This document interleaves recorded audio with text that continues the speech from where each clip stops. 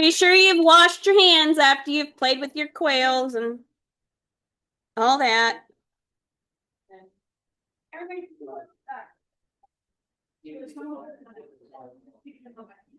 You can just scoop them by hand, just gently. Yeah, bring the box right up next to the brooder and just. You can grab them by the handful and just dump them in.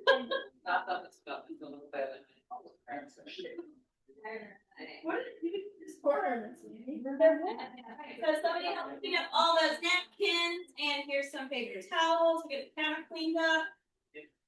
Make sure everything's all the trash. Oh, cleaned up. Yeah. Oh, there's a little cup up there where you turn in stuff.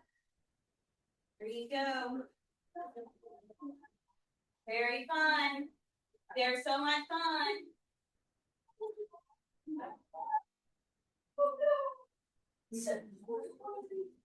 One jump right there in the little cup. There you go.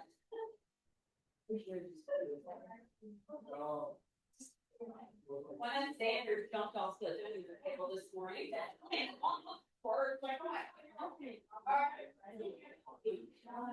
Yeah, it was in town. Those should have been down. And they'll figure their way down. They're gonna last. Don't forget about that. So cute. That's my great result. Now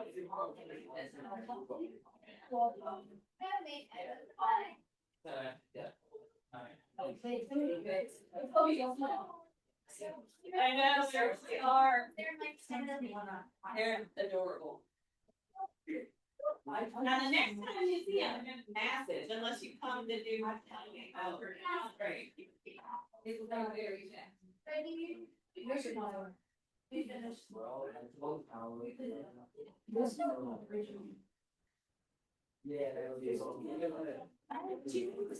Excuse if you cleaned up.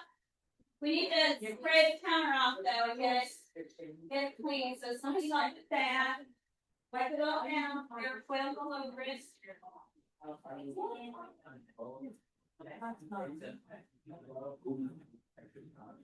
Oh, that's very serious. That is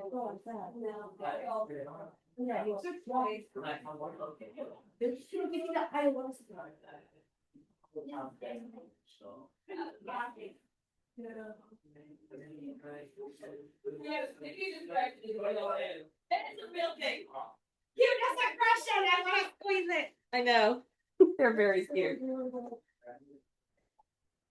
Alright, let me hand back a few things. Likewise. Yes. You can put the paper towel, just fold it up, fit in the track, and just slide the box under the rear. You can also wash hands in the bathroom if you're waiting on a turn. I wasn't judging. Alright, so try later. Oh my goodness, she's making weapons now. I work here. It's a best friend. Yeah. Love it. Yeah. I had to raise Ridley's frog. I saw that air through. Oh. It's not the last. I mean, that could be last name.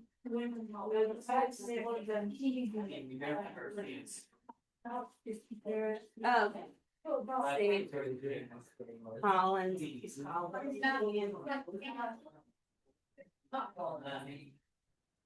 months.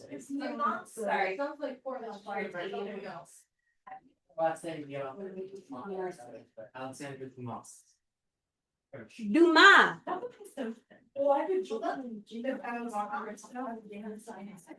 favorite movie is what is the kind of movie Kristen? Hey, be sure to turn in your name slips. So I have we need more paper towels. So I'll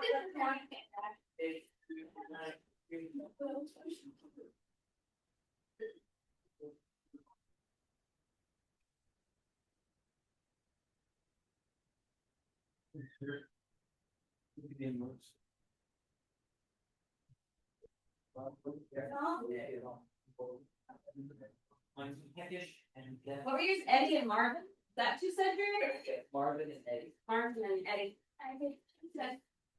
I like that. The quail of the other one.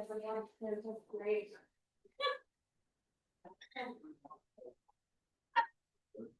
All right.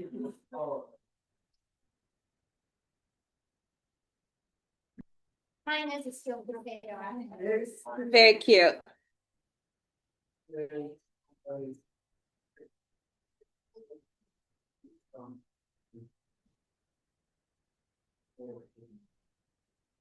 Drugs, meds, pain meds.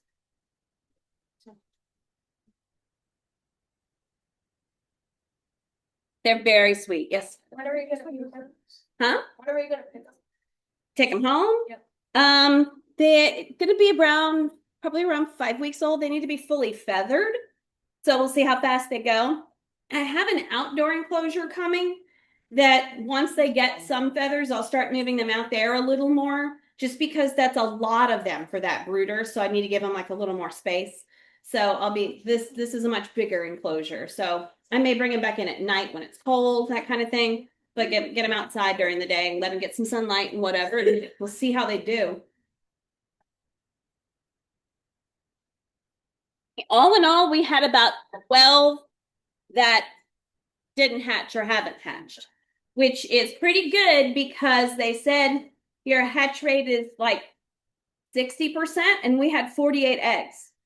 So we did way better than 60%, like way better. That's really good. That would have been like closer to 20 eggs or whatever that didn't hatch, and we only had 12 that didn't hatch. And those last 4 I'm going to give them till tomorrow, except the one that is clearly about to explode, because that's going to be really gross. But I'm going to give them till about tomorrow and see if just perhaps anybody's in there, because I did read that sometimes bob whites will hatch later, so maybe there's bob whites mixed in. She didn't see, I asked for bob whites, but she just kind of gave me eggs, and then afterwards was like, can't wait to see what you get. There's a mix in there. And I'm like, what? So we'll see what we get. All right. So let's start our first lesson of our last quarter. Y'all, we are nearly done. Isn't that crazy? Like, nearly done. This is great. So today we are talking about digestion. Oh, by the way, somebody left their body outline, or a couple of them, I don't know. I think they're in the dining room in the back corner. So if you didn't take your body outline last week, be sure you've got it. You should have gone home with that rolled paper. All right, so how is the body organized? So we've talked about this before, this cell, tissue, organ, system situation, right? We talked about that, and this is showing you the different types of cells that make up the different types of tissues that make up the different kinds of organs, that make up the different kinds of systems. So like a neuron makes up nervous tissue. You might find that in the brain. That's the nervous system. And then you have, like this case, it shows you skeletal muscle. And that would be what the muscle tissue looks like. Then you get a muscular system. Skeletal muscle and cardiac muscle, and then smooth muscle, which works like in your digestive system, all look very different under a microscope. You can tell them apart very easily, actually. So humans, as complex multicellular animals, have specialized body systems that each serve distinct functions. We also have various types of cells, which form specific tissues and a consistent pattern of organizational levels. And we know that is cells, tissues, organs, systems. That makes your whole body, right? So back to cells a little bit. What's a cell? Oh, come on. All right. Yes, your basic unit of life. Thank you very much, Barrett. Your basic unit of life, basic unit of structure and function in living things. Specialized cells, such as bone cells, blood cells, and muscle cells, are uniquely suited to perform particular functions. There are over 200 types of cells in the human body, and they're grouped by size, shape, and function. One way of grouping cells by type is, does anybody know? So we're going to do main types of cells: stem cells, blood cells, nerve cells, muscle cells, cartilage cells, bone cells, skin cells, fat cells, endothelial cells, epithelial cells, sex cells. So that would be one way of categorizing them by type of cells. Now for tissues, tissue is an aggregate of cells in an organism that have similar structure and function. Tissues that work in unison to carry out a specific set of functions make an organ. So you can see the difference here between connective tissue. So this would be like collagen. You would find this maybe in ligaments, tendons, things like that. Also in your skin to some degree. Where do you find epithelial tissue? Anybody know? Do you know, Kenna? Yeah, lining the interior, exterior of organs. So this is like insides of your cheeks, insides of your nose. That's all epithelial tissue. And then you have it inside and outside of your other organs. And your muscle tissue, like I was saying, this looks like probably skeletal muscle from that picture, and then nervous tissue. So these are your main types: epithelial, connective, nervous, and muscle. So epithelial tissue, as we said, is going to, line things, right? So it lines interior and exterior of body surfaces. Your skin and the lining of your stomach are both examples of epithelial tissue. When they do buccal swabs for DNA and they wipe the inside of your cheek with the little brush, that's epithelial tissues they're picking up. If you do one of the commercial ones, you just spit in a little vial, doing the same thing. It's picking up those epithelial cells. Connective tissue provides support for the body, connects its parts, and that type of things that it connects are things like fat cells, bone cells, and even blood cells. Many connective tissue cells produce collagen, which is this long fiber-like protein. You can see it in there, these little fibers that are most common. That's the most common body protein. You've got many different types of collagen. They're all numbered. There's like collagen 12, collagen 14, collagen whatever. And when you have connective tissue disorders, it can be things like Ehlers-Danlos. Does anybody know what that is? I have. Okay. Do you care to describe or no? Sorry. It's what? It stings. It stings, yeah. So basically, it makes hypermobile joints and things of that sort you can have with Ehlers-Danlos. And then a lot of autoimmune diseases are connective tissue diseases. So like my lupus is technically a connective tissue disease. And they've got things like scleroderma, rheumatoid arthritis, lupus, Sjogren's. These are all like connective tissue diseases. And my doctor says he thinks that they've always been diagnosed like by a constellation of symptoms and certain lab results. But he thinks, and I think he's right, that in the next couple of years, as we get better at our science, we're probably going to narrow those syndromes down to a particular collagen disorder. Like it won't be Sjogren's syndrome. It'll be like collagen 15 disorder, because we'll know that that's the problem instead of just, sort of this constellation. So your nervous tissue, nerve impulses are transmitted through the body by nervous tissue. You got neurons, which are the cells that carry the impulses. And then you also have things like glial cells that surround and protect neurons. And they're both different examples of nervous tissue. And then for muscle tissue, movements of the body are possible because of muscle tissue. Some are responsible for movements you control, like your arms and legs. That's skeletal muscle. Some are movements you can't control, like cardiac muscle. You can't really control that, can you? And then you have what's called smooth muscle, and that kind of muscle will, that runs like the movement of your digestive system, other things like that within your body that you aren't necessarily controlling. So different types of muscle tissue. Oh, that dissolved before I meant for it to. Group of different types of tissue that work together to perform single or several functions is an organ. So for example, this is an eye. This is like a little punch cross section of a retina. So for example, the eye is an organ made up of epithelial tissue, nervous tissue, muscle tissue, and connective tissue. So if you look here, you'll see there's a sclera, and then there's a layer here with, this says melanocytes. So those are going to be pigment producing cells. And then you've got more pigment cells here. There's your rods, these long things, and there's your cones. Remember, we've talked about rods and cones in the past, light and color. There's those sensors. And so this is, and then this is the inner lining membrane, your optic nerve fiber layer. So your optic nerve will come out of this end and the light would hit this end. Observe the diversity of cell types seen in a cross-section of the retina. Observe, we just did. There you go. So let's talk systems. What system is this just by looking at it? Isabella, that's our nervous system, right? So a system is a group of organs that perform closely related functions. So the brain and the spinal cord are organs of the nervous system. The organ system interact to maintain homeostasis in the body as a whole. So our different systems are nervous, integumentary, or immune or lymphatic system, muscular, circulatory, skeletal, respiratory, digestive, excretory, endocrine, and reproductive. And we'll be going through all these as we go through human anatomy and physiology. Sometimes you'll see muscular and skeletal kind of linked together. They'll say musculoskeletal because really they need each other to function, but they are two separate systems. So your nervous system is going to look like this. And these images you might just see on an exam, and it might just say, what system is this? Just saying. So your nervous system would look like that if you were to draw it out.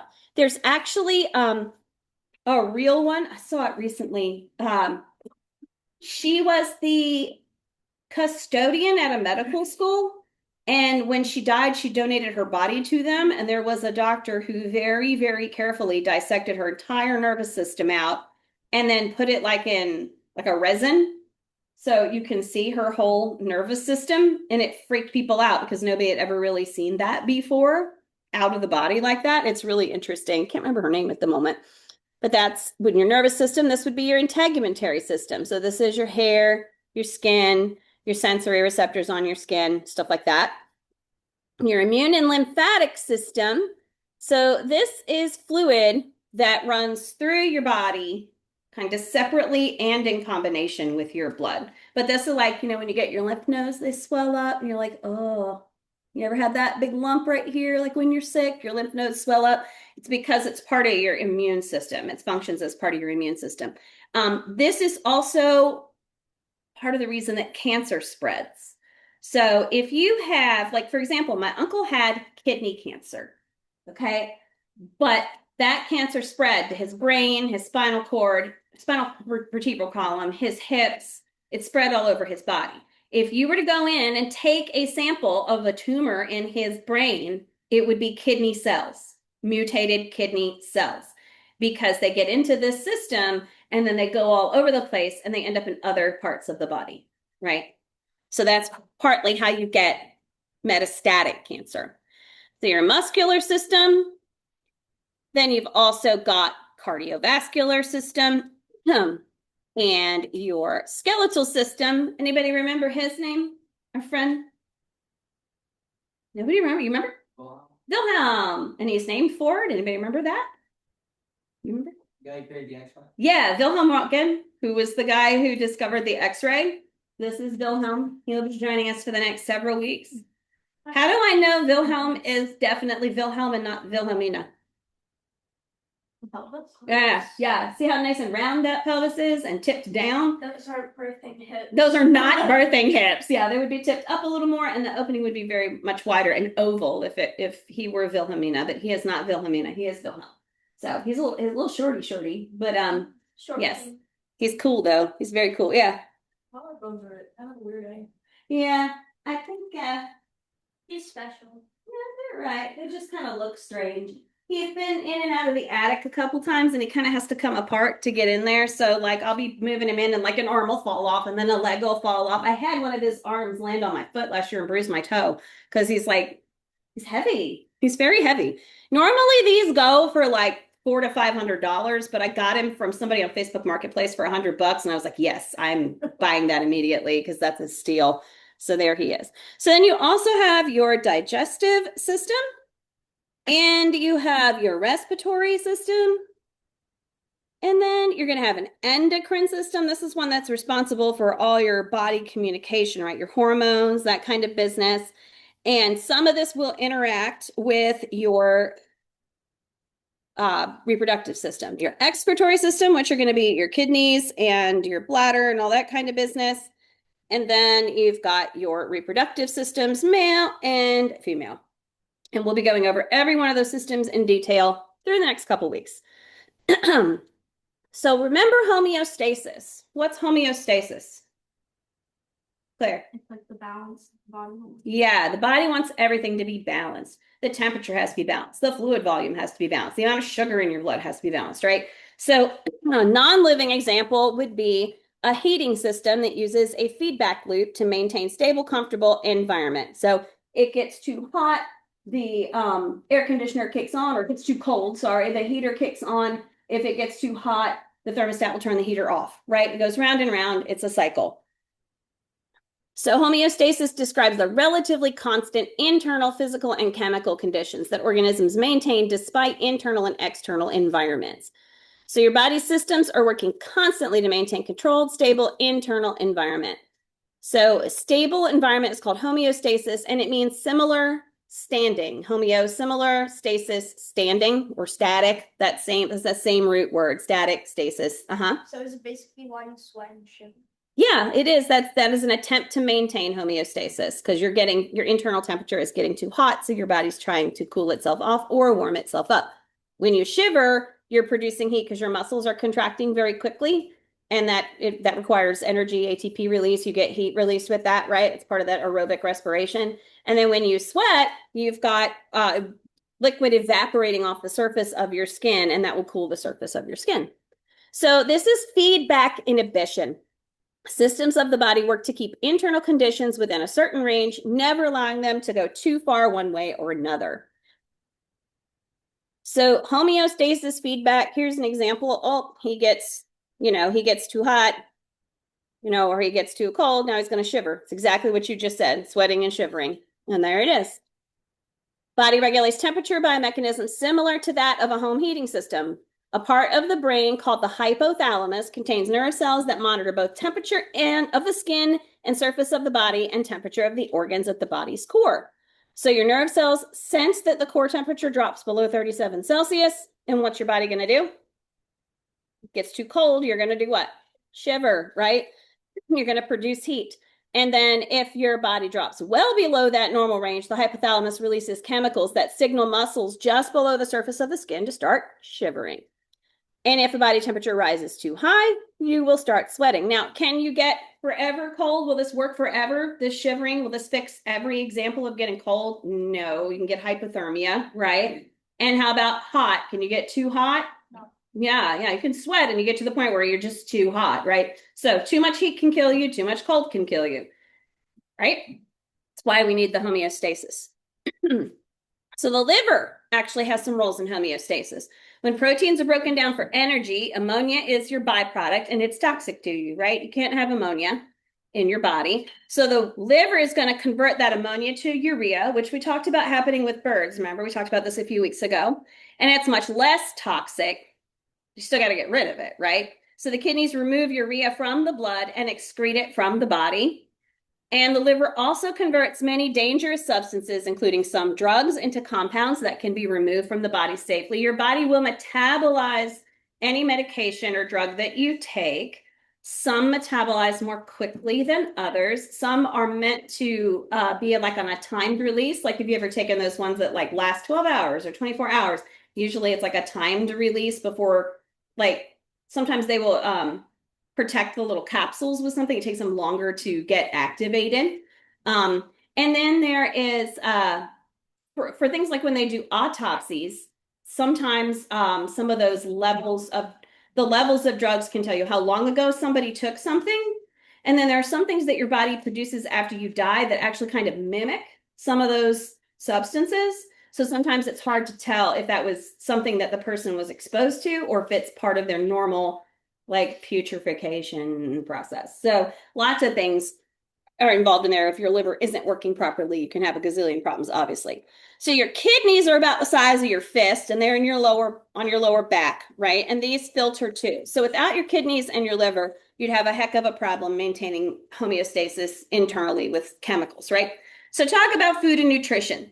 So a calorie, we think back to chemistry and physical science, a calorie is the amount of heat required to raise 1 gram of water 1 degree Celsius at 1 atmosphere, right? So we remember, for those of us that did chemistry, we did little calorimeters where we have like a little foam container and we measured exactly how many calories were produced in a particular reaction, right? But when you talk about food and you see the label and it says like a Coke has 110 calories, it means kilocalorie. That calorie with a capital C that you see when you look at food labels is not referring to the amount of heat required to raise 1 gram of water by 1 degree Celsius at 1 atmosphere. It is 1,000 of those. So it's actually 110 1,000 calories in a Coke, right? Because it's 1,000 calories or a kilocalorie. So that Snickers bar is not 220 calories with a little c. It's how many? 229,000 calories with a little c, right? But the big C calorie that we use when we talk about food is a kilocalorie.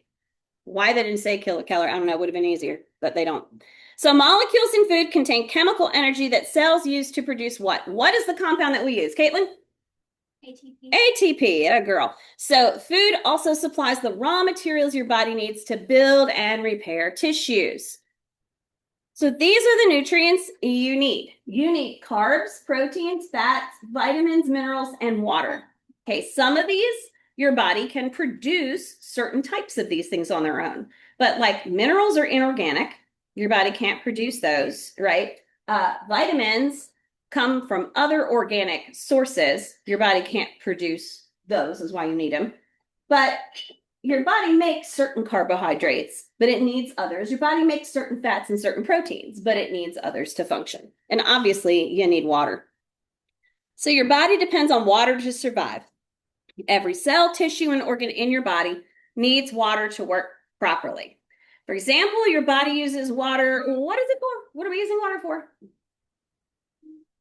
Transport, yeah. Caitlin? Water makes up a large part of blood. Yeah, blood volume. Jordan? Cellular respiration. Yeah, you get it. Yeah, it's involved in cellular respiration. So what do we call in chemistry? What do we call water in terms of solvents and solutes? What do we call it? There's a nickname for water. Universal solvent. Universal solvent. Okay. So if you didn't have water, you couldn't dissolve a lot of these things that you need, right? So it helps maintain temperature, remove waste, also lubricate your joints, right? You got to have liquid in there. So here are some different needs for water, things that you need. Your body can survive for weeks without food, but only a few days without water. All of that, think about the solvent aspect a lot when you're considering why you need water.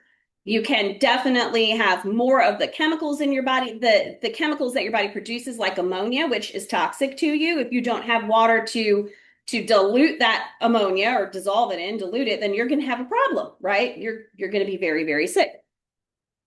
So these organs, this is the percentage of water in each of those organs. So which one has the most water?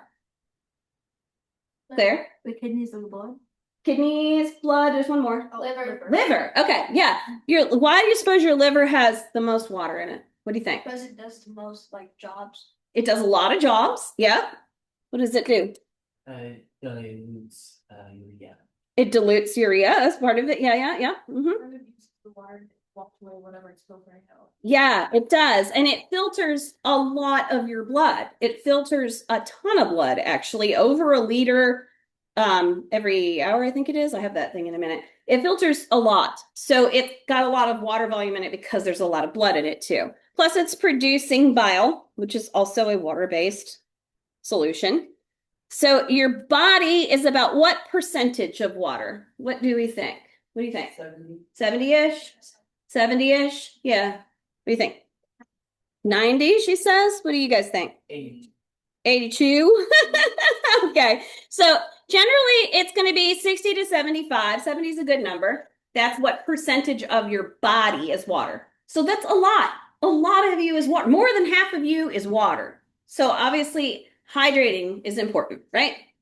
So what's a carbohydrate? Who can remember how to define a carbohydrate? Jordan? It's a really big molecule of carbon, hydrogen, and Yeah, you got the main part. oxygen. Yeah, the long chain. Yep. It's the body's main source of energy. Mhm. Breaks down starches. Yeah, it is a starch. Yeah. So it's an organic compound like a sugar or a starch, and it's used to store energy. And it is a long chain. You're right. Like most organic compounds, carbohydrates are built of small repeating units that form bonds with each other and make a big long molecule, right? So in the case of carbohydrates, the units are called monosaccharides. Remember, We talked about it real briefly. I know we talked about it a little bit in chemistry too, but you have monosaccharides, which is a singular unit. Then you have like disaccharides where you got two, and then you have polysaccharides, and then that's where these carbohydrates come in. They're big, long chains, basically, of smaller sugar molecules. So, and they're your main, energy source for your body. So you got starchy carbs and sugary carbs. So breads, potatoes, that kind of thing, sugar from just table sugar, juice, all of these things are carbs, right? I don't know what pulses are, if anybody's wondering. I think they're chickpeas. They look like chickpeas to me, but the chickpeas are high in protein, so I'm not sure why they, I don't know. I don't know what they are. Not something I've ever eaten. What are fats? Eunice. Fats are from fats are formed from fatty acids and glycerol. Glycerol, yep. And fat helps the body absorb fat soluble and vitamins and are part of the cell membranes. Yeah. So fats are a type of lipid containing triesters, which are glycerol and fatty acids or triglycerides. So because they're organic compounds consisting of carbon and hydrogen atoms, they're generally soluble in inorganic solvents and largely insoluble in water. If you pour vegetable oil and water in a glass, do they mix? No. Okay. So this is important too. Some of your hormones, some of your vitamins are not soluble in water. You need fat to dissolve them and break them down. Whereas some are going to be completely water soluble. Does anybody know what would happen to you if you ate an entire bottle of vitamin C? Like all the pills. You just popped them. Yeah, like your body would dissolve or something. No one dissolve. Yeah. Absolutely nothing. Absolutely nothing, you say? What do you say? Your body dies. Like You wouldn't? system. You probably wouldn't die. So vitamin C is water soluble. So people say, well, you can't take too much of it. That's just true to a point. We talked about homeostasis. Okay, so let's say you take a whole ton, way more vitamin C than you could ever possibly need in a day. Now you've got that on one side of your intestine, and the other side of your intestines going, there's not as much vitamin C out here. So what do your intestines do? Yeah. They comes out of it. pull in more water, and then what do? You hang out in the bathroom for the rest of the day because you have explosive diarrhea because you took too much vitamin C. That is what happens. Your body goes, okay, this is soluble. I can dissolve it, but I need more water in here. So it pulls all the water in. It's the same thing that happens with like people that are getting colonoscopies and stuff. They give them those little drinks and they have a lot of salt in them. And your body will do the same thing. Oh, there's too much salt on the inside of this membrane. I'm bringing water in. Osmosis. And then you can't leave the house because you are stuck, right? So fats help the body absorb fat-soluble vitamins and are part of cell membranes, nerve cells, certain hormones. Remember, your cell membranes are phospholipid bilayer. So it's a lipid. You need the fats or you don't have cell membranes. Yeah. Oh, did it just do its thing? Okay, hold on. What does that? Sometimes it just gets funky. You just got to plug and replug. There you go. So you can see different sources of fats. There are saturated, unsaturated, trans fats, monosaturated, polysaturated, omega-3s, omega-6s, lots of different kinds of sources for fats and lots of different kinds of fats. So proteins. What's a protein, Caitlin? Raw materials for growth and repair of structures such as skin and muscle. Yup. And what is a protein composed of? And Drew? Amino acids. What kind of bonds hold the amino acids together? Covalent. It's a particular type of bond. Starts with a P. Polar. Not polar. Remember? No. So they're amino acids joined by peptide bonds. Remember those peptide bonds? Our friendly little peptide bonds. And remember where proteins are formed? RNA, the transcription, translation, that whole process, right? And that's how you get the proteins to begin with. Okay, proteins supply your raw materials for growth and repair. Now, we have 9 essential amino acids, which means we don't make them. Our DNA does not code for those amino acids, and we need them to live. So we have to get them through our diet. So there are complete proteins, which are things like the fish, meat, eggs, certain plants, not very many, but a few that are complete proteins. It means they have all 9 of the amino acids we cannot make. Then there are incomplete proteins. They have some, but not all 9. So if you are a vegetarian, what you have to do is you have to make the right combinations over here to get the amino acids that you need if you're not using the complete protein sources. So a lot certain legumes and grains and things of that source, lentils are a really good source. So people will combine those and they'll get all of the proteins, all the amino acids they need. So vitamins is any group of organic compounds. So they come from living things, yep, which are essential for normal growth and nutrition and are required in small quantities in the diet because we can't synthesize them. So you have to get these from something you eat. Most are needed by the body to help perform chemical reactions, which are constantly going on, right? So here are all the different types of vitamins that you need and where you can get them from. So carrots are a great source of vitamin A. You may have heard that. And you can get vitamin D from fish, from cheese, right? You also the sunlight is one of those sources that helps synthesize vitamin D within your body. So if you're somebody like me who avoids the sun because my lupus tries to kill me if I'm in the sun, then I have to take extra vitamin D because I don't do well with it, right? So all of that. All right, now, notice B. See B6, B12, B9. I'm going to come back to those in a bit. So minerals, these are elements on Earth and in food that our bodies need to develop and function normally. So are these organic? No, because it says right there they're elements. So they're inorganic, right? So usually needed only in small amounts. Here's where you can get some of those. And look, they are elements. Iodine, selenium, manganese, magnesium, sodium, chlorine. We need all of those. Calcium. So copper. See the copper? Need little bits of copper. Iron.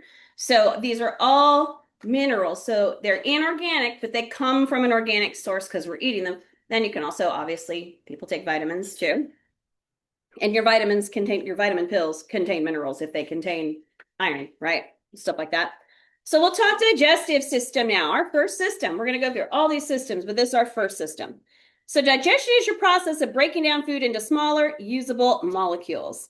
Process starts in the gastrointestinal tract. What's the name of the canal that it goes mouth to anus? We talked about it. We talked about embryology. Do you know, Caitlin? Well, No, she's trying. Sure. Elementary. Yeah, Jordan. Alimentary canal. Yes. So that's one of the first things that happens in embryology is an alimentary canal is formed, which is the tube that goes mouth to anus, and then it will differentiate into all its different organs along the way. Pretty much all organisms that don't have like a coelom or a body cavity like that have got some type of alimentary canal. So most more advanced organisms will have it, right? And in ours, it's highly differentiated into all kinds of different parts. But alimentary canal is what we're looking for there. All right, so your digestion is in phases. You've got ingestion, popping it in your mouth, mechanical, chemical, and then you have absorption and elimination. So you have to go through the whole process to get the benefit out of something and then get rid of whatever waste is left behind. So for mechanical, your teeth are grinding, your teeth are chewing, your teeth are cutting, your teeth are mashing and mixing, but your stomach also mashes and mixes. It moves around, right? It actually squishes stuff up and churns it up. And then for chemical stuff, it starts in your mouth with your saliva. So let me ask you this. If you put a lollipop in your mouth, what will happen to it with time? It will dissolve. Okay. So what does that tell you about the lollipop and your saliva? What do you think? Saliva breaks it down. So your saliva is mostly water. So we know that this is water soluble. It's sugar. It is water soluble, right? And you do have some enzymes that help break it down. How about a piece of soft white bread? If you pop that in your mouth, what's going to happen? It's going to do the same thing. Those are both carbohydrates, correct? Sugar and bread. Okay, now you put a beautiful chunk of ribeye in your mouth. What's going to happen? It's just going to sit there. It's not going to dissolve, right? Because your mouth does not digest proteins. It starts the digestion of carbs. So sugars and starches will begin to digest in your mouth, not proteins and things like that.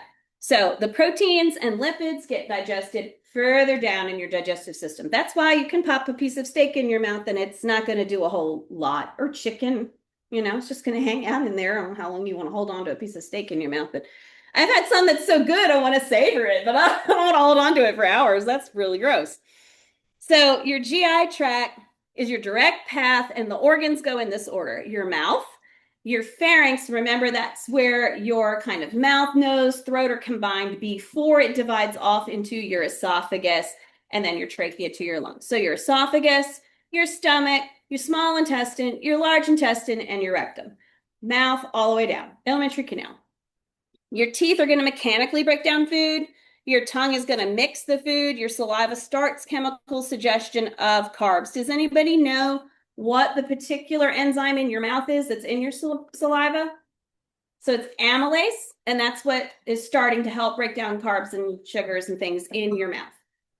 Who remembers the name of that little trap door? You remember? Epiglottis. Yep. So your epiglottis is the little trap door. You saw it in your pig, and you saw something kind of similar in your frog, although the pig's one was more like ours. But it's a little flap that's right in here, and it will close off your trachea when you swallow, so that liquids and solids and food things go into your esophagus and not into your lungs where you don't want them to go, right? Right. It's also why when you breathe, your little trap door doesn't suck all of that air down into your esophagus, right? It moves it into your lungs. So that little epiglottis has an important job there. This would be a cross section of your face. Yeah. How does the epiglottis know like what is gonna go where? That's really complex, but your nervous system can tell if you're swallowing, if you're breathing, and there's a lot of communication between your conscious brain, some of your subconscious stuff, because you don't, I mean, it's muscle memory, right? Like you don't think about how you swallow, you just swallow. You don't think about how, but you can think about how you swallow, and you can think about how you breathe, but there's a lot of highly complex communication there. So yeah, if you were to cut your face in half, that's what you'd get, right? And like your epiglottis would be like right up in there, right? Yeah. There's your tonsils. Anybody have cryptic tonsils? I have cryptic tonsils. So it sounds like it means they're a big secret, but they're not. It means that like you've gotten strep and stuff enough times that they have like pits and holes in them. They're like lumpy looking and gross. Yeah. I've been told if you get strep again, we're taking those out. I'm like, please not. I'm 50. I don't want tonsil surgery. That sounds bad at 50. I know it sounds terrible, right? So whenever somebody like texts me and says, I have strep, I'm not coming to class, I'm like, get away from me. Do not come. I don't want it. Right? So your esophagus. How long do you think your esophagus is? Anybody want to guess? I'll take 3 guesses. All right, Lucas. 5 feet. I'll take Jordan. 2 feet. 2 feet, and I'll take Drew. 1.5 foot. Okay, these were good guesses. All right, esophagus goes from roughly here to right here. It's about 10 inches. So it's not that long. It's about 10 inches. It secretes mucus, and then it's the first part of your digestive system that does this particular coordinated muscular movement. Does anybody know what it's called? So this is called peristalsis, and this is how it works. So you've got this tube, right? You swallow something. This part's open, and then it switches. And now this part opens. So it's a rhythmic contraction and release of a series of muscles that work in concert with one another. They can't send ducks to space because they don't have that and they can't swallow food. Okay, so that was kind of going to be my next question. So if I put you in a handstand and I gave you a straw and a cup of water, could you drink the water and have it go to your stomach? Yes, it would still go to your stomach, even though it's working against gravity. That's because of peristalsis. Some animals lack a little of peristalsis, and that might be a little tricky. Like you're saying, ducks, and I never heard about ducks in space, but I'm sure it's an interesting thought. So yeah, without peristalsis, you can have this problem. They also call it dysmotility. Some people have this issue with peristalsis in their digestive tract where it doesn't work properly, and they get what's called dysmotility, which means your food doesn't move, and it's very painful. Feels like if it gets to your stomach, then it feels like a rock, because it just doesn't move. And that can happen periodically when you have different shifts in your body, like when I stopped nursing my oldest child, I had that happen to me. Like my whole body went, no, chemical shift, hormonal shift, and just freaked out on me. They have medications you can take that restore that peristalsis and get your motility back, and then you're fine. And it was like 2 or 3 days of me going, what is happening? Because it felt terrible. Like, can you imagine? You eat and it doesn't move. It just like kind of sits. Ugh, really awful. So if acid from the stomach gets in the esophagus, what do we call it? Common word, yeah. Heartburn, yeah. We call it heartburn. It's not your heart. It's just right here. Esophageal pain can feel like heartburn can feel here, but if you have esophageal pain, it actually almost feels like it's right like an inch or two above your belly button, which is weird because your esophagus is higher up, but that's kind of where the pain like defers to. So it's interesting. So that's heartburn. Now your stomach, by the way, why do you take like a Tums if you have heartburn? What's the point? You know? Probably low stomach acid. Yeah, it's calcium carbonate. So that's going to neutralize the acid. It's going to cause a reaction that just like vinegar and baking soda, right? That's what you're doing, is neutralizing the acid. All right, your stomach is kind of J-shaped. It's very muscular. It stores the food you eat, and it's going to grind it up into smaller pieces and swish it all around. Oops, sorry, I didn't mean to hit that one. So it mixes food with digestive secretions, and the enzyme that's in your stomach is called pepsin, right? It breaks down proteins, and it starts to break down lipids.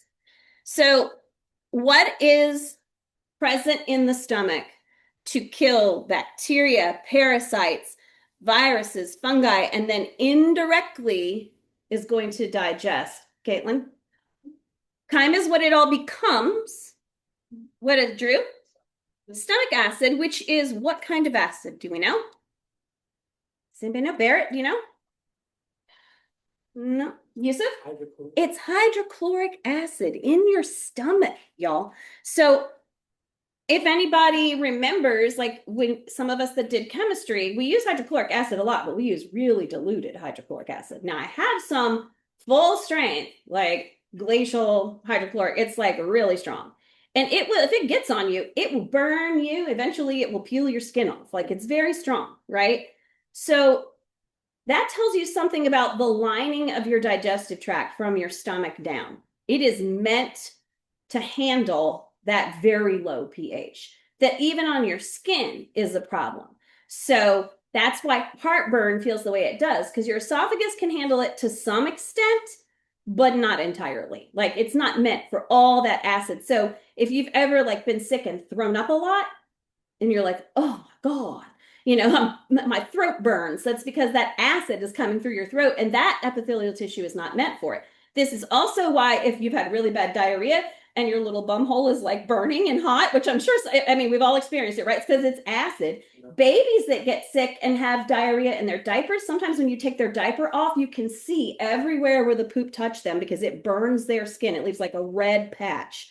It's awful. Like sometimes when they have like the explosions that go up the back, you can see the actual, like this is where it was because it burned them, right? It's terrible. It's really bad. Yeah. So food found in the stomach mixed with these secretions is, Caitlin said it, chyme. So when you puke, you're looking at chyme, right? It's your stomach secretions mixed with everything you've ingested and swallowed. So that's what chyme looks like. Can't your intestines kind of recall chyme, and you can actually end up barfing up intestinal stuff too? You shouldn't. There are some, okay, so in some conditions where dysmotility is an issue, and also where like the lower sphincter in your stomach doesn't function properly, where it leads to your duodenum, sometimes there are some people who will get some of that. It shouldn't happen. Now, when you're looking at a stomach, which looks like this, you have this esophageal sphincter and this pyloric sphincter. A lot of people will get hernias here or their muscles weak. So people that have like incessant heartburn, if you can't manage heartburn either with like by taking something that neutralizes it like a Tums or taking a proton pump inhibitor like Nexium, Prilosec, those type of things, if it's not manageable and you're still getting reflux, you can get what's called Barrett's esophagus and eventually esophageal cancer because your esophagus is not supposed to have that stuff on it, right? And that's terrible. Esophageal cancer is awful because if you think about it, your mouth produces saliva all day and you swallow it. Where does it go? Like if they have to take your esophagus out or part of your esophagus out, you've got big problems. You can be fed into your stomach through a tube, but you got problems, right?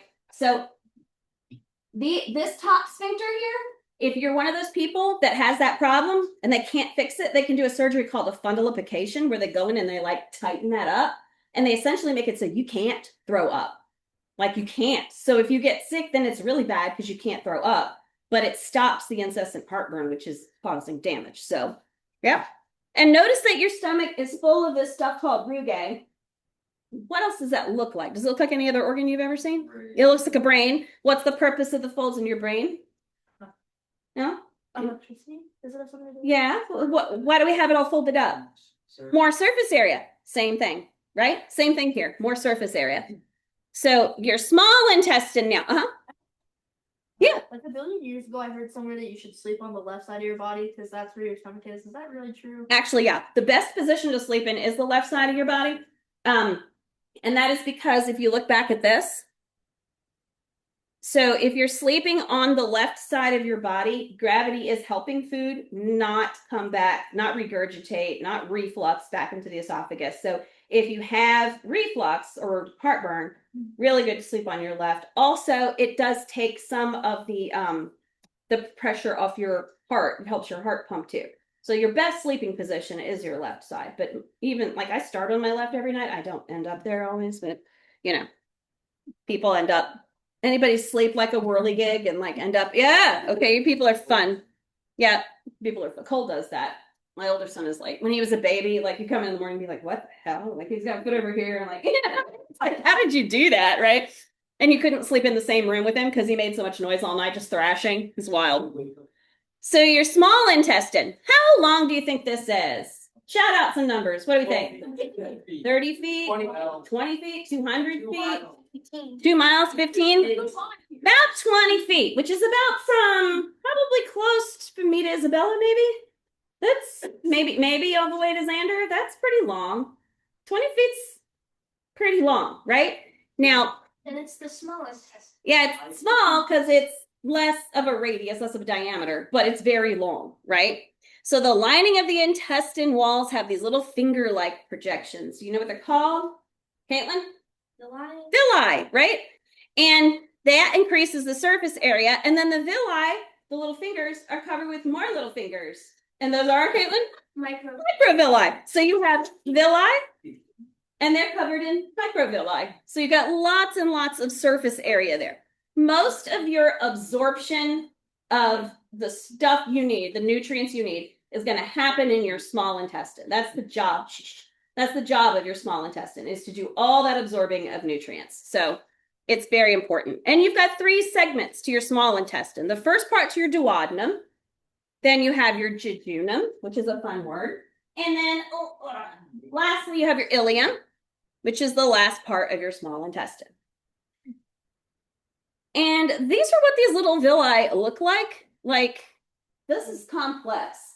But you can see how you've only got 1 cell thick wall, right?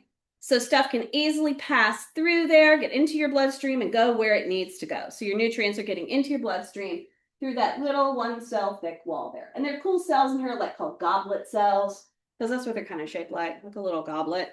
So that's a highly recognizable on a, like if you did a histology lab and they're like, look at this microscope slide and tell me what tissue that is. The goblet cells make the microvilli in the intestine highly recognizable. So your small intestine is where your nutrients are from your digested food pass into your bloodstream. It absorbs 80% of the water you ingested, vitamins, minerals, carbs, proteins, lipids, and it secretes an enzyme too. The enzyme that it secretes is called lipase. What do you think lipase would do based on its name, Isabel? Breaks down lipids. Atta girl, breaks down lipids. Lipase is going to break down lipids. Very good. Okay, now your large intestine would be, how long do we think? Shut up, son. 5 to 10 feet? 10 feet. 10 feet? 2.5 7 feet? 2.5 feet? 7. About 5 feet. All right, so only a quarter as long as your small intestine, right? But it is going to absorb the remaining water for your body to use. So it's going to take the leftover water out of your small intestines, put it back into your body, start your process of taking your waste food and making it into feces. But this is also, like I said, if you have too much water on one side, I mean, too much sugar on one side or salt on one side and not on the other, this is where you can also get a whole lot of water pulled in, right? And then you've got trouble, big trouble, not enough toilets. So it includes the rectum, which is the last part. So your rectum is part of your large intestine. It's the last little segment. And it's divided into 3 segments. All right, so it starts on your right. And the little tail, that's your appendix. Anybody else have theirs out? Mine is gone. Gone. Absolutely gone. I have an itty scar here and an itty scar here, and they can't even see them anymore. They do most of it through your belly button. They go in with little endoscopic tools, and the biggest incision is in your belly button, so you don't even see it. And I have to hunt for the others. Like, I can barely see them anymore. They're like this big. They're tiny. They just put glue and tape. I didn't even get stitches. But it's wild, right? Just glue. Hey, they just glue me back down. There you go. I'm still sad because when I was waking up from anesthesia, my doctor, who is this like big man from the Caribbean, big man, he comes in and he's like, I'm glad we took that out when we did. It was going to burst. It was as big as my thumb. And he had huge hands. And I was, wow. And he showed me a picture of it. And I was like, whoa. And then when I went to my follow-up, I was like, hey, can I get a copy of that picture like forever? Because that was cool. He's like, no, I don't have that. What do you mean? I would have to go back to the hospital and go through like a whole process to get a picture. I wanted a picture. Y'all, it was cool. Like, it was like, I was ready to go. My mother, some of you heard this story. My mother thought she had appendicitis, went to the ER. She did. They admitted her. They took her appendix out. And they put her in the recovery room. Now, my recovery room, nurses station in the center, lots of curtains, right? You're in curtains. You don't really have a room. They're coming. They're watching you. They can see everybody, but you can't see anybody but them, right? And my mom was in this little room and she woke up and it was a solid white room and there was a tiny window up here. And she went, oh my God, I'm in jail. What did I do? And she was a 911 dispatcher at the time. Like, she would have to murder somebody to go to jail because cops don't want to make the dispatchers mad. They'll send you after barking dogs. They'll put you out in the country. They'll ruin your life, right? They will ruin your life. So she's like, what did I do? What did I do? And she said for about what seemed like 10 minutes, she racked her brain for what law she could have broken to put her in jail until she realized, oh, it's just a hospital. I'm not in jail. Anesthesia is weird. Very weird. The last 2 times I've had it in the last couple of weeks, it was like, close my eyes and open my eyes. And I'm like, you're not done, are you? Oh yeah, we're done. Fabulous. So coming from your right side, you have ascending colon. It goes up from your right. Your appendix is on your right. So that you remember that in there. That's where it starts. Ascending, transverse as it goes across the top, and then descending as it goes down. So from your right across, down your left. Like so. There's your little appendix, which really doesn't do much until you get bacteria in it, and then it does a whole lot that you don't want it to do. And when they test for that, they press on you, and that's uncomfortable, but then they let go, and that is excruciating. And that's like a dead giveaway that it's an appendix. But if you go in with an appendix, they're going to tell you they think it's your gallbladder every time. And they're going to send you through CAT scans looking for your gallbladder, and it's not. They always do that. So your functions of your large intestine. Now, remember when I told you about B12, B9, so those B vitamins, to remember them? So here's where you have bacteria that live in your large intestine that help you with digestion. They also help you process certain vitamins. So we're going through all these body systems, right? We did integumentary, we looked at musculoskeletal. We're like, these are all the systems we're going to be talking about. In med schools now, they're teaching your microbiome as a system, because without it, even though it's not technically part of you, without it, you don't function properly. You have microbiome all over and all inside your body, on your skin, in your ears, in your nose, in your intestines. That's your good flora, right? It's supposed to be there. So part of what they're doing now is they are studying what microorganisms live in your intestine, because it's helping determine a lot of different health problems. So they'll take a sample, they'll take it to the lab, and it's just a stool sample. They'll take it to the lab, and then they can tell you what bacteria are in your gut. So I did one of these because my doctor was like, I'm real curious, you're weird, let's do one, because he likes to mess with me. So it went to Boston something. Anyway, Boston something, no, not Boston Dynamics, they're the robot people. Anyway, and it came back that I am lacking, severely lacking in the bacteria that process B vitamins. I'm low in that bacteria, which means I can pop B vitamins all day long. I'm not getting the benefit of them. But if I wear a patch with a B vitamin and it doesn't go through my digestive system, then I get the B vitamins. So this is why that kind of thing is important. Teaching that microbiome is important. Learning how your body interacts with those bacteria are very important. And so it's becoming more and more, they're becoming more aware of it in medicine. And it's not something they really could have become aware of before. So your large intestine has these bacteria that help with your digestion, and then it's going to take out all the extra water and help you start forming your feces. And then you've got your accessory organs, okay? So these are like not part of the alimentary canal, but are part of your digestion. So these include your liver, your gallbladder, and your pancreas. We need all these. So your liver, remember we talked about how much water it had, more than anything else. It's because it stores roughly 10% of your body's blood volume. This is why liver injuries are so dangerous. This is why people get stabbed in the liver, shot in the liver, fall and somehow or have an impact from a car accident and bruise or fracture or rip part of their liver. This is why that's so bad. 10% of your blood volume's in there. That's a lot. That's a lot. It filters out, I hate the word toxins because it's so, I don't like the word. It's very nebulous. People will be like, oh, you have toxins. You need to put, what's it, castor oil on your feet. No, you don't. I mean, I had a lady tell me that. Just put castor oil on your feet in white socks, and in the morning they'll be black because it's toxins. I'm like, I'm sure whatever it is, it's a chemical reaction. It's not toxins because, whatever. But there are certain things in your body, like your body produces ammonia. It's toxic to you, therefore it's a toxin. So your liver will help filter that out. It metabolizes fats for energy. It produces clotting proteins. If you didn't have clotting proteins and you cut yourself, you would bleed to death. That's not good. It breaks down your old red blood cells. Okay, this is important. They don't last forever, and your bone marrow is constantly making new ones, right? But you got to get rid of the old ones. So your liver is going to be like, oh, that was old trash. That one's old trash. Get them out of here. Break them down. And it's production of necessary cholesterols that you need. You have some cholesterols that are important. Some you don't want too many of. Some you do want. And it modifies steroid hormones. It's maintains your electrolyte balance. It maintains your blood pH. What does it produce? It produces a particular compound.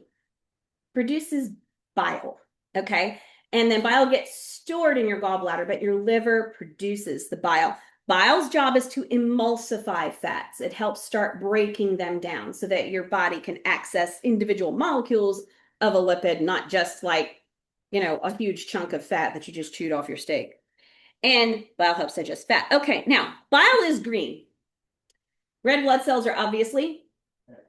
When you mix green and red, what color do you get? Yellow. Brown. Somebody said brown. And most of the time, your poop is. And this is why. Also, other things that you've eaten that get digested. But a lot of the reason why poop is brown is because it's mixed bile and red blood cells.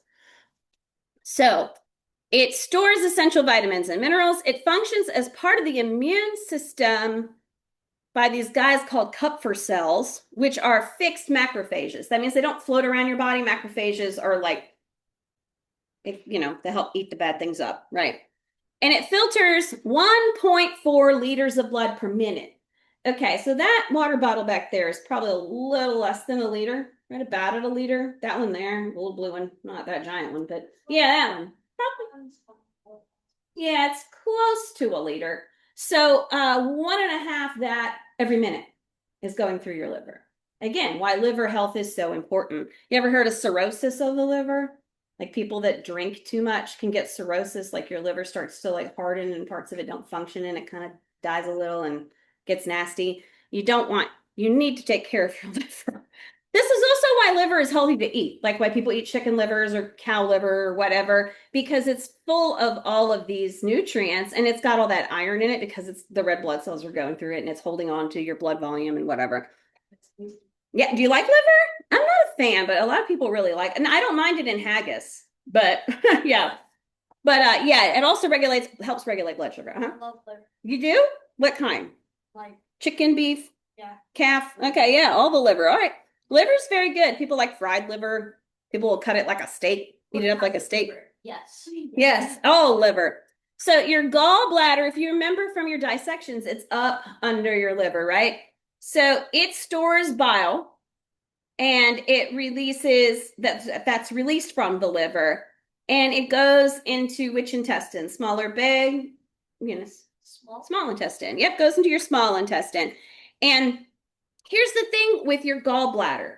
Like I said, if you go in with pain and you're like, oh, I think I have an appendicitis still, probably check your gallbladder first because it's very common for gallbladders to get infected, to get stones in them. You can get stones in there, like just calcium deposits and things that kind of sit in there. And a lot of people will have their gallbladder removed. Now, here's the deal. Your liver still produces bile, okay? So it can still emulsify fat, so you can still survive. But if you eat a really, really fatty dinner, especially before your body is not adjusted to not having a gallbladder anymore, like right after your surgery, like you eat a good ribeye with like mac and cheese, you know what I mean? Like a good fatty dinner, what do you suppose is going to happen? What do you think? You're gonna throw up. Yeah. Usually you get diarrhea, you might throw up, you're going to get terrible stomach pain. It's nasty, Do you want ribeye? This is like I love ribeye. Ribeye is my favorite, so I will go for rib. Okay. New York strip versus ribeye. Who's ribeye? Who's in the ribeye club? You like our fatty? Okay, New York strip club. I know you are. You like your lean beef. Crazy. Yeah. All right. I'm all for the ribeye. I like the fat. It's delicious, man. And I haven't been able to eat. I mean, like that. New York strip club. Bada bing. Anyway. I haven't been able to eat a steak with my mouth like it is. So yeah, I want a steak. All right, what's your pancreas do? It produces digestive enzymes and it aids in digestion of what? What do we think? What's your pancreas do? So it's going to help you with carbohydrates, fats, and proteins. It regulates your blood sugar. It produces something very important. What does it produce? Insulin. Yes, you were saying you have a diabetic in your family. Yep. So it produces insulin through its beta cells, and that regulates blood sugar and it releases glucagon as well. Okay, so if your pancreas doesn't function properly, you may have diabetes, which means you have blood sugar control problems, right? You can get insulin now. We have insulin that you can buy, right? Some people will wear an insulin pump. It's got a tiny little needle and you can just like pop it on and it stays on your body. It's like looks like a little thing you keep on your waist.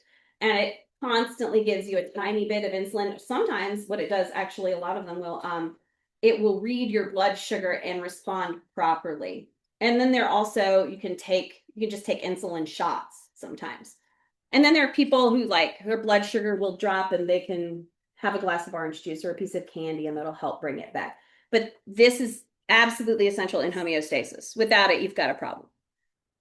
So some fun facts. We said your intestines were 20 to 25 feet long, okay? Do you think a horse's would be shorter or longer? What do you think, Isabella? So much longer. And why do we think that? They're herbivore. Okay, so why would that mean they're actually roughly 89 feet long? 89 feet. Why would an herbivore need such a long, small intestine? What do you think, Lucas? It's harder to digest plant. That's part of it. It's harder to digest. Okay, and what else? They have to eat a lot more. They have to eat a lot more of the plant. And you got one more? It needs to store the food for when it can't get food. Yeah, more along the lines of what they were saying. So you remember your little food energy pyramid? What was at the bottom? Plants. And then at the top was like, a cow or something, right? It was more up there. They are not a human because we eat the cow, right? So again, the ribeyes. So the I love the good ribeyes so much. So you need a lot more grass than you do steaks. So if I had a pound of grass and a pound of steak, which one has more energy? The steak, right? So you need a lot of grass to get the same amount of energy. So they have to have that whole system, because they have to really, really process it and get every little drop of energy out of it, right? And then also, food can take 18 hours to 2 days to get through your whole digestive system. So you're still working on yesterday's lunch.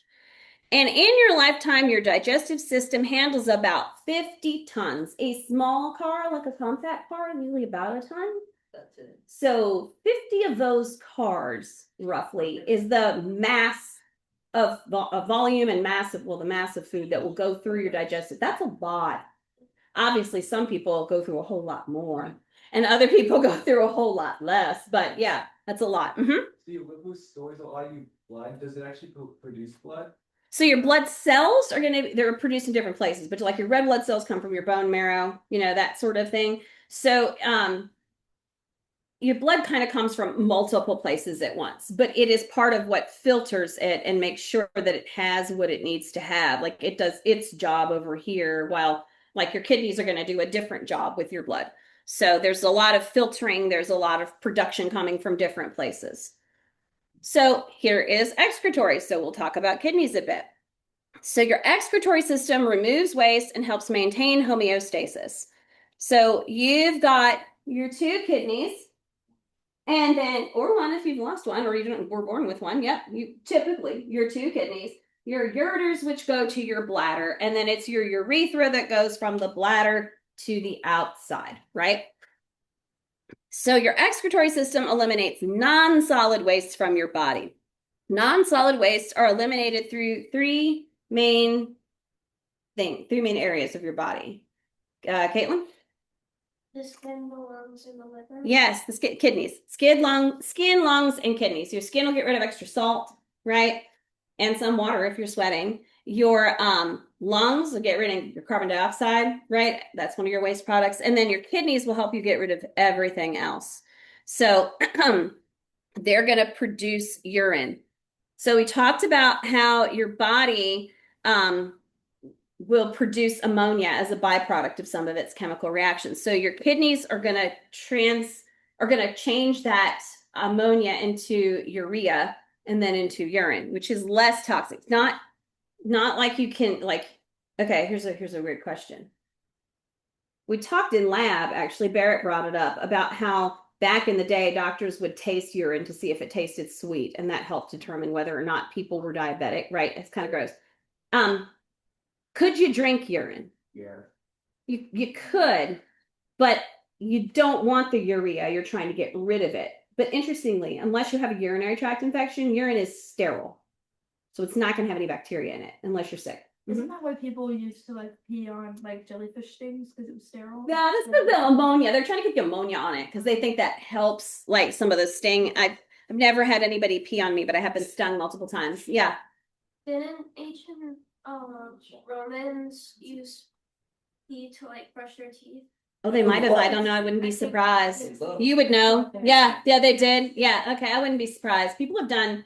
Remember, when we talked about mercury poisoning before in chemistry, it was the hatters, right? The haberdashers.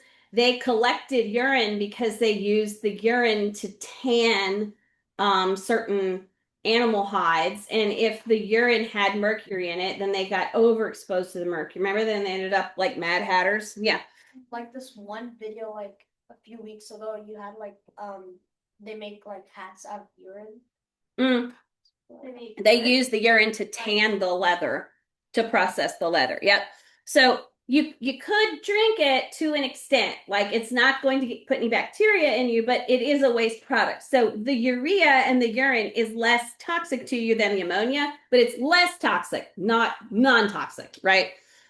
So it's going to remove waste from your blood. Your kidneys do. They help maintain electrolyte, pH, and fluid balances. They release key hormones. Your kidneys help maintain homeostasis by filtering blood. They're a pair of bean-shaped organs, kidney beans, exactly the same shape. They're kind of on your back, right? They have two layers. It's going to be your medulla and your cortex, and we'll look at a picture in a minute. And their filtering units are called nephrons, and this is why kidney doctors are called what? Crazy. Nephrologists. Yeah, kidney doctors are nephrologists, right? And they have a renal artery and a renal vein. So the blood comes in with the renal artery, gets filtered through, goes out the renal vein, right? So there they are, renal artery, renal vein. You can see the cortex there, which is the outside part. And then your medulla are like these little kind of petal-shaped things that are on the inside, right? At least in this image, they are kind of petal-shaped. So here's the crazy thing. Nephrons are what clean your blood and produce your urine. And I've got a picture of a nephron here, and it doesn't look like something nature just came up with. It looks like something a NASA engineer created. Like they are extremely complex. And they're these little tiny units inside your kidneys, and they're extraordinarily complex. So you have glomerulus, and that filters and cleans your blood. Bowman's capsules, which hold the filtrate. You have the loop of Henle. I mean, people have like diagrammed these things. They're very complex. Your water's reabsorbed there. You have collecting ducts that collect urine from the nephrons and send it to the ureter. That is a nephron. That is very complex, extremely complex.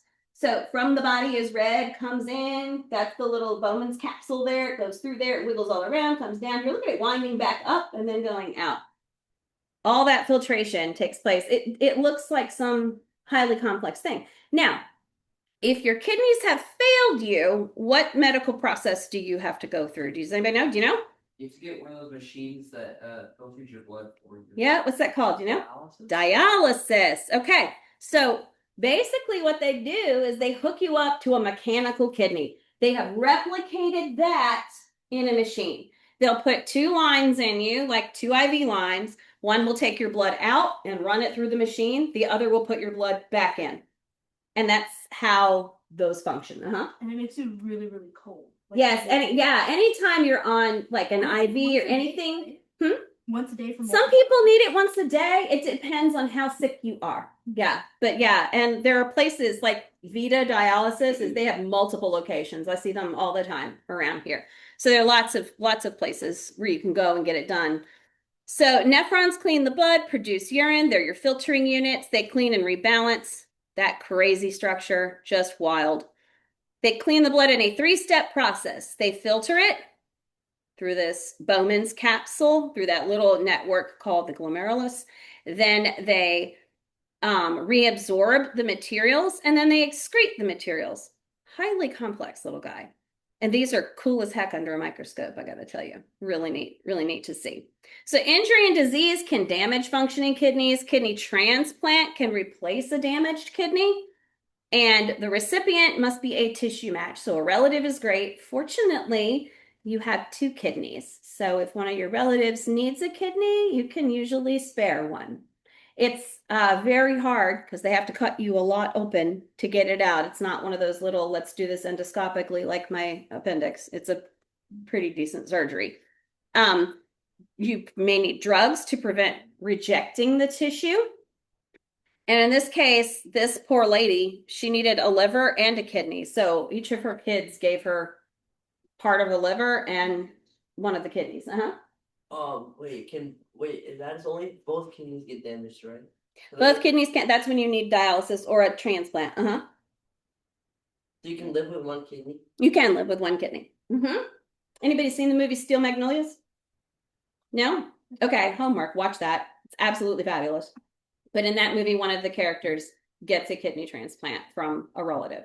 And if you haven't seen that, only 3 of you have seen that?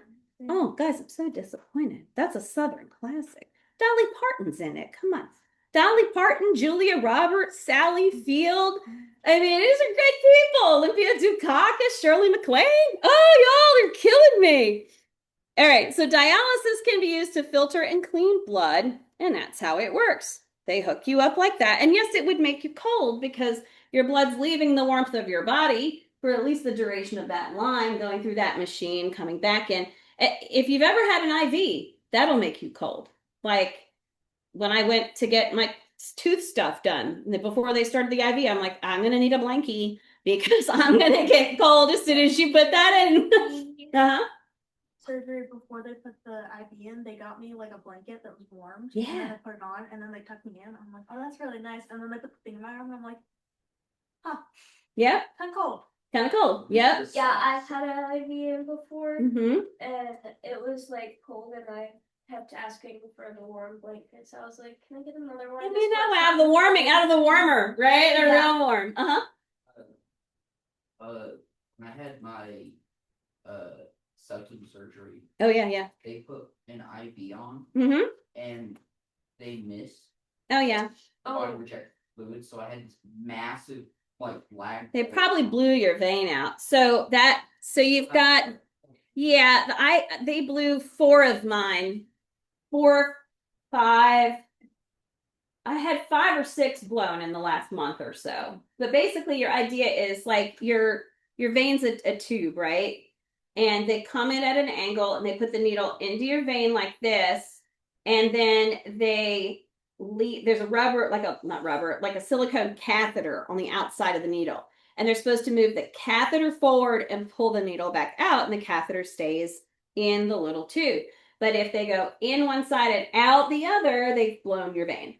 And then you bleed and you get a big, yeah, I had one over here that was really bad, and 2 on the back of this hand, and yeah, they blew them all out. And they can do that for blood draws, but with IVs it's more common because for blood draws, like typically you know what's going to happen, so you have hydrated and your veins are easier to find. They're nice and plump, and they're easier to deal with. But like if you have to have surgery like you did, or like I did, or like Barrett did, typically they do that early in the morning, but you haven't had anything to eat or drink past midnight, right? So you get there and you're more dehydrated and it's harder to find. So you don't aspirate. It's so you don't aspirate, right? But that is what makes IVs a little harder sometimes for surgeries. I couldn't eat past midnight, and my surgery was at 1 in the afternoon. That's very late. Yeah, yours got delayed, right? Didn't it get delayed? No, it was always that late, and I hate. Usually they try and do them early. Mine were at like 8, 8:30, whatever. All right, so once food is swallowed, it goes down what? Everybody, esophagus. Once it passes the what? Food moves down the throat in a series of rhythmic contractions and relaxation. So what does it have to pass? What's the trapdoor? The epiglottis. And then those rhythmic contractions and relaxations is called, everybody, peristalsis. What does both chemical and mechanical digestion once food goes down the esophagus? Where's that? Your stomach. What's your stomach lined with? Those little fingers? Or not little finger. Yeah, well, kind of, yeah. Gastric pits, actually. We didn't talk about this one. So that's part of the rugae, the little dip parts, not the fingers of those. Gastric fluid. What's that gastric fluid called? That's pepsin. That's the enzyme it releases. Carries out chemical digestion in the stomach. Once pepsin is mixed with food, it creates that pasty stuff that you throw up that's called, everybody? Chyme. Nasty. It's forced through a what? Into a small intestine. What's it go through? Do anybody remember in the picture? Remember? Sphincter? Yeah, a little sphincter. Yep. Pyloric sphincter in particular. To help digestion, where does bile get produced? Everybody? The liver produces the bile. The bile is stored where, everybody? Gallbladder, right? And in the what digestive system enzyme that, in the blank, a digestive system enzyme that mixes with chyme and small intestine is called pancreatic fluid. That's kind of a hard sentence. It's in the pancreas is where it's asking where the pancreatic fluid is produced. So that's kind of confusing wording. Small intestine, which follows the stomach in the digestive system, is about 7 meters in length. It's composed of 3 parts. What's the first part of your small intestine called? Duodenum. Yep. If you ever get what they call an upper GI, where they do an endoscopy, it's actually called an EGD. It's an esophageal duodenum, I can't remember, but that's what they're checking. Your esophagus, your stomach, and they do take the scope all the way into the top part of your duodenum to check that as well. What's the second part, the fun name? Jejunum. Yep. Sounds like jujube or something to me, but jejunum. Yep. What's the last section called? Ileum. Yep. Okay. Small intestine is covered with the little fingers. They're villi, right? And they have what on them? Microvilli, right? It's like think of it like a pipe cleaner being the villi and all the little furry things being the microvilli, right? So following peristalsis through the small intestine, the remaining nutrients go to where? Your large intestine or your colon, you call it your colon. And where is all your water, most of your remaining water absorbed? In your large intestine, right? That's where it gets absorbed and moves to the rectum and is expelled through the anus, hopefully. Otherwise, you've got constipation, which you don't want. So, yes, that's good. Any questions on today? Okay, real quick, I'm gonna make a sign-up sheet. I'm gonna look at my schedule for the next 2 weeks. You have 2 weeks off, right? So I'm gonna look at my schedule for the next 2 weeks. Find some times when if you want to come by and visit your birds, you may, but you must clean while you're here, right? Okay, that'll be the trade-off if I'm gonna let you in while we're on break. All right, everybody, have a good break. What's the homework? Yeah, the homework is gonna be on techniques, right? For the The homework is not on teacher eats. Yep. what was the info for the home?